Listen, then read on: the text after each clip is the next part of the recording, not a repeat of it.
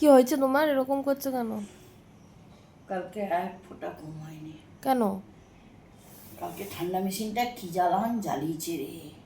এসিটা? হ্যাঁ, কেন, কি হলো আবার? বাপরে বাপ, বলছে আমি কিছুতেই ঠান্ডা করতে পারছি না। কিছুতেই ঠান্ডা করছে কিছুতেই না? ঠান্ডা করতে পারছি না। 18 দিচ্ছি, 20-তে দিচ্ছি, 12-তে দিচ্ছি, যা তো আছে তততেই দিচ্ছি, বাড়িয়ে দিচ্ছি, কমিয়ে দিচ্ছি, ঠান্ডা আর হচ্ছে না। আমি লাস্টে জিজ্ঞেস করলাম।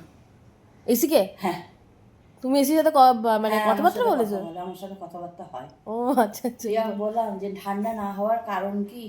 হ্যাঁ মা এত গরম হাওয়া কেন দিচ্ছি, ঘুমাতে পারছি না যে রে। হ্যাঁ।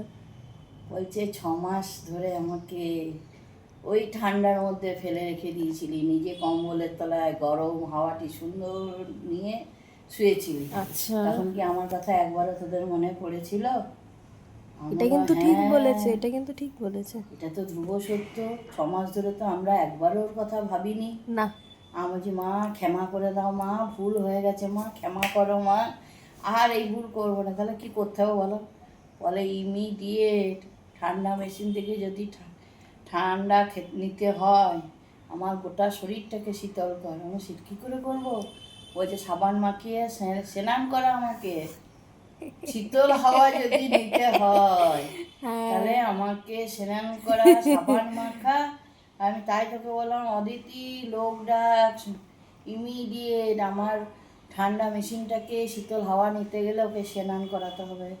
তাহলে আমি সার্ভিসিং সেন্টার থেকে লোক হ্যাঁ, ডাকছি, কোনো কথা ভাববি না, জেট আজই স্প্রে দিয়ে ডাকবি। একদম সুন্দর স্নান করিয়ে একদম দেবে। সাবান তেল শ্যাম্পু যা আছে সব দিয়ে মেশিনটাকে আবার শীতল করে দিবি, তবে বলেছে আমাকে শীতল হাওয়া দেবে।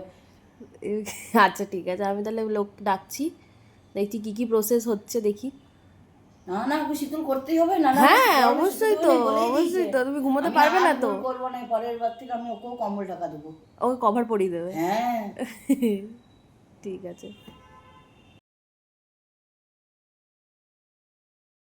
মা অবশেষে তোমার ঠান্ডা মেশিনটাকে স্নান করিয়ে দিয়েছি, ভালো করে দেখো, এবার ঠান্ডা ঠান্ডা হাওয়া দেবে আর তুমি ঘুমোতে পারবে।